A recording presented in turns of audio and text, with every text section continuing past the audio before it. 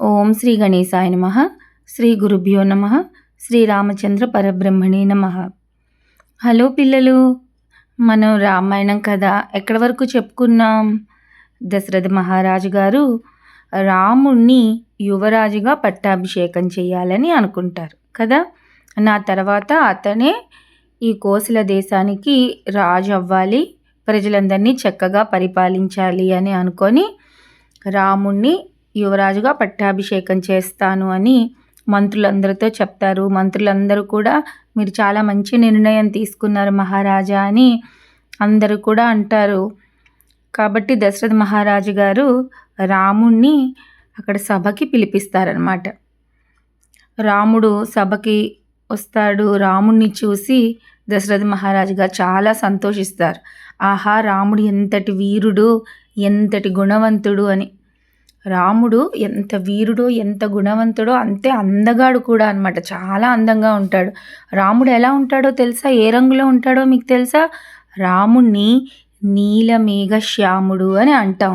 నీలమేఘ శ్యాముడు అంటే ఆయన శరీరం అంతా నీలి మేఘంలా ఉంటుందంట. అంటే బ్లూ కలర్ క్లౌడ్ ఎలా ఉంటుంది అలాగా ఉంటుందన్నమాట. బ్లూ కలర్లో ఉంటారు రాముడు, నీలం రంగుతో. అందుకే రాముడిని నీలమేఘ శ్యాముడు అని కూడా అంటారు. కాబట్టి ఆ రాముని చూసుకొని చాలా సంతోషిస్తారనమాట దశరథ మహారాజు గారు. రాముడు వచ్చి దశరథ మహారాజు గారికి సభలో ఉన్న పెద్దలందరికీ నమస్కరిస్తారు. విశ్వామిత్ర మహర్షి అందరూ ఉంటారు కదా, వాళ్ళందరికీ. అదే దశరథుడు రాముడికి చెప్తారనమాట. ఏమని? రేపు పుష్యమి నక్షత్రం, నీకు యువరాజుగా నేను పట్టాభిషేకం చేయబోతున్నాను. నా తర్వాత ఈ ప్రజలందరినీ నువ్వు చక్కగా చూసుకోవాలి, కన్నబిడ్డల్లా చూసుకోవాలి అని. అంటే సరే నాన్నగారు అంటారు రాముడు. అయితే ఈ వార్త రాజ్యంలో అందరికీ తెలుస్తుంది. ఏమని? రేపొద్దున్న రాముణ్ణి యువరాజుగా పట్టాభిషేకం చేయబోతున్నారు అని. మరి సభలో చెప్పారు కదా అందరి ముందు దశరథ మహారాజు గారు. ఆ వార్త అలా మొత్తం రాజ్యం అందరికీ తెలిసిపోయి ప్రజలందరూ కూడా చాలా సంతోషంగా ఎప్పుడెప్పుడు తెల్లారుతుందా, ఎప్పుడెప్పుడు రాముణ్ణి యువరాజుగా పట్టాభిషేకం చేస్తారా అని ఎదురు చూస్తూ ఉంటారనమాట. ఈ వార్త తెలియగానే వాళ్ళందరూ ఏం చేస్తారో తెలుసా? వాళ్ళ ఇళ్ళన్నీ చక్కగా డెకరేట్ చేసేసుకుంటారు, కలర్ఫుల్గా అలంకరించేసుకుంటారు, దీపాలు పెట్టేస్తారు, మంచి మంచి రంగు ముగ్గులు వేయిస్తారు ఇళ్ళ ముందున. అంటే ఒక పండగలాగా వాళ్ళు సెలబ్రేట్ చేసుకుంటారనమాట, జరుపుకుంటూ ఉంటారు. అయితే ఈలోపు ఏమవుతుందో తెలుసా? దశరథ మహారాజు గారి మూడో రాణి ఎవరు? కైకేయి ఉన్నది కదా. ఆ కైకేయికి ఒక దాసి ఉన్నది. దాసి అంటే ఒక సేవకురాలు, ఒక సర్వెంట్. ఆ దాసి పేరు మందర. ఈ మందర కైకేయి పుట్టినప్పటి నుంచి ఆవిడ కైకేయితోటే ఉన్నదనమాట. అందుకు ఆవిడకి కైకేయి దగ్గర బాగా చనువు ఎక్కువ అనమాట. ఏ మాటైనా మాట్లాడగలదు. ఈ మందరకి గూని అనమాట. గూని అంటే ఇలాగ బ్యాక్, వాళ్ళ వీపు మీద ఇలా వాపులాగా ఉంటుంది. అందుకని ఆవిడ స్ట్రెయిట్గా నడవలేదన్నమాట. ఇలా వంగిపోయి నడుస్తూ ఉంటుంది. ఆ మందర ఏం చేస్తుందిట, ఏదో అనుకోకుండా ఆ రాజభవనం పైకి ఎక్కుతుందట. పైకెక్కి చూస్తే మొత్తం రాజ్యం అంతా కనిపిస్తుంది కదా. రాజ్యం అంతా రంగురంగుల దీపాలతో అలంకరించేసి ప్రజలందరూ పండగ చేసుకోవడం, ఆ పండగ వాతావరణం అదంతా చూసి ఆశ్చర్యపోతుంది. అరే, ఏమిటి ప్రజలందరూ ఇంత సంతోషంగా ఉన్నారు ఏమిటి అని. అప్పుడు అక్కడ పక్కన ఇంకొక దాసి ఉంటుంది, అంటే ఇంకొక సర్వెంట్. ఆ దాసిని అడుగుతుందనమాట మందర, ఏమిటి సంగతి, ఎందుకు ఇలాగా ఈ పండుగ వాతావరణం కనిపిస్తోంది ఏమిటి అని. అంటే అప్పుడు ఆ దాసి అంటుంది, అయ్యో నీకు ఇంకా తెలీదా, రేపొద్దున్న రాముణ్ణి యువరాజుగా పట్టాభిషేకం చేస్తున్నారు కదా, అందుకే ఈ సంబరాలన్నీ అని చెప్పి సంతోషంగా ఆ దాసి అక్కడి నుంచి వెళ్తుంది. ఈ మాట వినగానే ఒక్కసారిగా మందరకి చాలా చికాకు వచ్చేస్తుంది. వెంటనే ఏం చేస్తుంది తెలుసా? గబగబా కోట మించి దిగిపోయి కైక ఉంటుంది కదా, కైకమ్మ దగ్గరికి వెళ్ళిపోతుంది. ఆ కైకమ్మ ఆవిడ మందిరంలో హాయిగా మంచం మీద ఇలా పడుకొని ఉంటుంది. వెళ్ళి మందర అంటుందన్నమాట, కైక ఏమిటి నువ్వు అంత హాయిగా పడుకున్నావు, నీకేమీ తెలియడం లేదు, పెద్ద ప్రమాదం వస్తోంది, లే ఎందుకు అలా పడుకున్నావు అని. అంటే మందర అలా అనేసరికి కైకకేం అర్థం కాదనమాట. "ఏమైంది మందర? ఎందుకలా ఉన్నావు? ఏంటి నీ మొహం అలా దుమదుమలాడుతున్నది? ఏమైందిప్పుడు?" అని అంటుంది. అనగానే ఆ మందర అంటుంది, "ఏమనుకుంటున్నావు? దశరథ మహారాజు గారు రేపొద్దున్నే రాముణ్ణి యువరాజుగా పట్టాభిషేకం చేస్తున్నారట. ఇంక అంతకన్నా ఏమున్నది ఘోరం" అని. అనేసరికి కైక ఇలా రాముడికి పట్టాభిషేకం జరుగుతున్నది అన్న వార్త అదొక్కటే వినేసరికి ఒక్కసారిగా కైకకి చాలా సంతోషంగా అనిపిస్తుందట.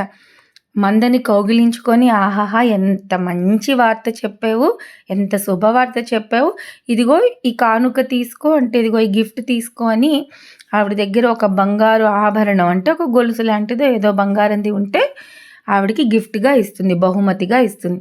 అప్పుడు వెంటనే మందర ఏం చేస్తుంది తెలుసా? ఆ ఆభరణాన్ని గట్టిగా విసిరి నేలకు వేసి కొట్టేస్తుంది. కైక ఆశ్చర్యపోతుంది. "అదేంటి మందర? నువ్వింత మంచి వార్తను తీసుకొచ్చావు. నీకు నేను ఈ ఆభరణాన్ని గిఫ్ట్‌గా ఇచ్చాను. నీకు నచ్చలేదా చెప్పు? నీకు ఇంకేమైనా కావాలా చెప్పు? నువ్వు ఏం కావాలంటే అది నీకిస్తాను. నువ్వు నాకెంత మంచి వార్త తీసుకొచ్చావో తెలుసా?" అని. అంటే మందర అంటుంది, "నీకేమైనా మతిపోయిందా ఏంటి? నువ్వు దశరథ మహారాజు గారికి ముద్దుల భార్యవి అని ఎప్పుడూ అంటాడు కదా దశరథ మహారాజు గారు. మరి నీ కొడుకు భరతుడిని రాజుని చేయకుండా రాముణ్ణి రాజుని చేస్తున్నాడేమిటి" అని అంటుంది. అంటే కైక అంటుంది, "అయ్యో మందర, రాముడొకటి భరతుడొకటి కాదు నాకు. వాళ్ళిద్దరూ నాకొకటే. రాముడికి పట్టాభిషేకం అంటే నాకెంత సంతోషంగా ఉందో తెలుసా" అని ఆవిడ చాలా సంతోషంగా ఉంటుంది కైక. కానీ మందర ఎలాగైనా సరే కైకకి ఈ సంతోషం లేకుండా చెయ్యాలి అన్న ఉద్దేశంతో ఆవిడ ఏమంటుంది తెలుసా? "కైక, నీకు మతిపోయింది. నువ్వు ఉట్టి మూర్ఖురాలివి. అసలు నువ్వు ఇది బాధపడాల్సిన సమయం, కానీ నువ్వు సంతోషంతో ఎగిరి గెంతులు వేస్తున్నావు. నీకు అసలు ఏమైనా అర్థం అవుతోందా? రాముడికి పట్టాభిషేకం అయితే నీ పని, నీ కొడుకు భరతుడి పని ఇంకా అయిపోతుంది. కౌసల్యకే అదృష్టమంతా. ఎందుకంటే రాముడి తల్లి కదా కౌసల్య. రాముడు యువరాజు అయితే రేపొద్దున రాముడు రాజు అవుతాడు. అప్పుడు కౌసల్య ఏమవుతుంది? రాజమాత అవుతుంది. అప్పుడు నువ్వు ఆవిడికి దాసీగా ఉండవలసిందే. ఆవిడెక్కడ కనిపించినా ఆవిడకి నువ్వు నమస్కారం చేయవలసిందే" అని అంటుంది.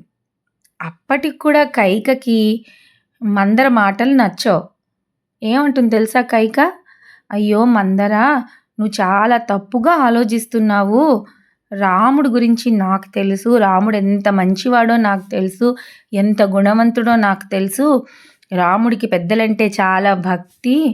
మహారాజు గారికి ఆయన పెద్ద కొడుకు కాబట్టి రాముడే రాజు అవ్వడం చాలా మంచిది. అదే కరెక్ట్ కూడాను. రాముడు వాళ్ళ తమ్ముళ్ళందరినీ కూడా చాలా బాగా చూసుకుంటాడు. అంతేకాదు కౌసల్యాదేవి కన్నా నన్నే ఎక్కువగా ప్రేమిస్తాడు. నాకే ఎక్కువగా సేవ చేస్తాడు రాముడు. తమ్ముళ్ళందరినీ కూడా, భరతుడిని కూడా ఎంతో చక్కగా చూసుకుంటాడు. తనతో సమానంగా చూసుకుంటాడు" అని మందర మాటల్ని ఒప్పుకోదనమాట కైక. అయినా సరే మందర మాత్రం ఎలాగైనా సరే కైక మనసు విరిచియాలి అని, చూసారా, అందుకే చెడ్డవాళ్ళు మన పక్కన ఉండకూడదు. అందుకే అంటారు ఏమని, బ్యాడ్ ఫ్రెండ్స్‌తో మనం స్నేహం చేయకూడదు. చెడ్డవాళ్ళతో స్నేహం చేయకూడదు అని. చెడ్డవాళ్ళని మన దగ్గర ఉంచుకోకూడదు అని. ఎందుకంటే వాళ్ళు ఇలాంటి మాటలతోటే మన మనసుని విరిచిస్తారు. చెడ్డ మాటలన్నీ మనకి ఎక్కించేస్తారనమాట. ఇప్పుడు ఈ మందర అలాగే చేస్తోంది కైకతో. ఇంకేం చెప్పిందో తెలుసా మందర? లాభం లేదు. కైకకి కరెక్ట్‌గా చెప్పాలి అనుకోని ఇంకేం చెప్పింది తెలుసా కైకతోటి? "కైక, కైక, నీకేమీ అర్థం కావడం లేదు. రాముడు చాలా మంచివాడని నువ్వు అనుకుంటున్నావు. ఒక్కసారి రాముడు రాజు అయ్యాడా ఇక భరతుణ్ణి ఇక్కడ రాజ్యంలో ఉండనిస్తాడనుకున్నావా? ఎప్పటికైనా సరే లక్ష్మణుడి వల్ల, శత్రుఘ్నుడి వల్ల రాముడికి ఏ ప్రమాదం లేదు. ఎందుకంటే వాళ్ళు చిన్నవాళ్ళు. రాముడి తర్వాత రాజు అయ్యే అర్హత ఎవరికుంది? భరతుడికే ఉంది. కాబట్టి భరతుడిని ఈ రాజ్యంలో ఉండనివ్వడు. రాముడు ఒకసారి రాజు అయ్యాడా అతన్ని రాజ్యం నుంచి బహిష్కరించేస్తాడు. బహిష్కరించడం అంటే రాజ్యంలో ఉండొద్దు, వెళ్ళిపోనైనా అనిస్తాడు. లేదా భరతుడిని ఈ లోకం నుంచే పంపించేస్తాడు అంటే చంపేస్తాడు అని చూడండి ఎలా చెప్తోందో మందర కైకతోటి. అలాంటి మాటలు చెప్తుంది. రాముడు తమ్ముళ్ళందరినీ బాగా చూసుకుంటాడు అంటున్నావు, అది ఉట్టి మాట. రాముడు ఒక్క లక్ష్మణుడినే బాగా చూసుకుంటాడు. ఎందుకంటే లక్ష్మణుడు ఎప్పుడు రాముడితోటే ఉంటాడు కాబట్టి లక్ష్మణుడికి ఏం ప్రమాదం లేదు. నీ భరతుడికే ప్రమాదం. నువ్వు ఒక పని చేయి. ఇప్పుడు భరతుడు వాళ్ళ మేనమామ ఇంటికి వెళ్ళాడు కదా, ఇప్పుడు ఇంకా తిరిగి అయోధ్య నగరానికి రావద్దని చెప్పు. భరతుడిని అట్టించటే అడవులకి వెళ్ళిపోమను. అప్పుడే రాముడు భరతుడిని ఏం చేయకుండా ఉండగలడు. భరతుడు అప్పుడే బ్రతకగలడు.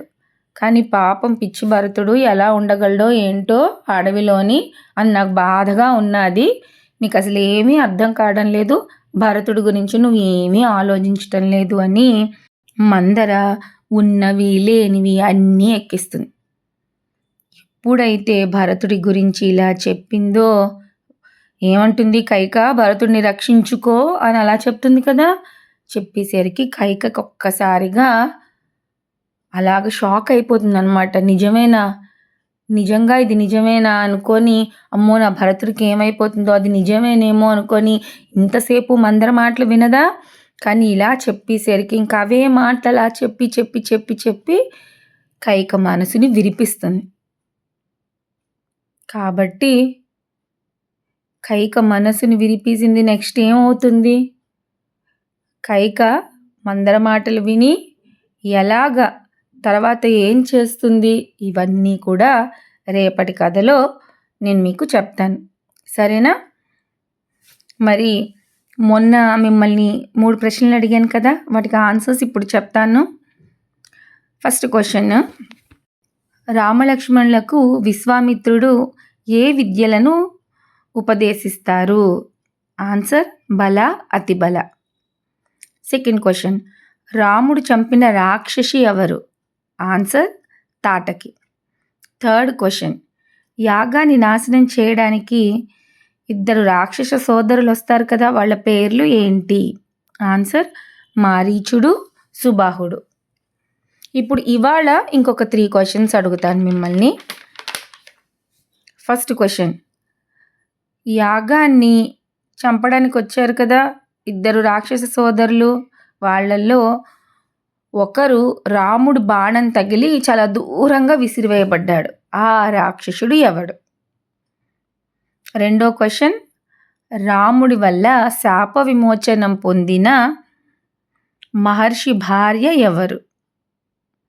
థర్డ్ క్వశ్చన్, విశ్వామిత్రుడు యాగం పూర్తయిన తర్వాత రామలక్ష్మణులని ఎక్కడికి తీసుకొని వెళ్తారు, ఏ నగరానికి తీసుకొని వెళ్తారు? ఇది థర్డ్ క్వశ్చన్. ఈ 3టిని మీరు ఈ 3 క్వశ్చన్స్కి ఆన్సర్స్ మన కామెంట్స్లో పెట్టండి. ఓకేనా పిల్లలు? మళ్ళీ రేపటి కథలో మళ్ళీ కలుద్దాం.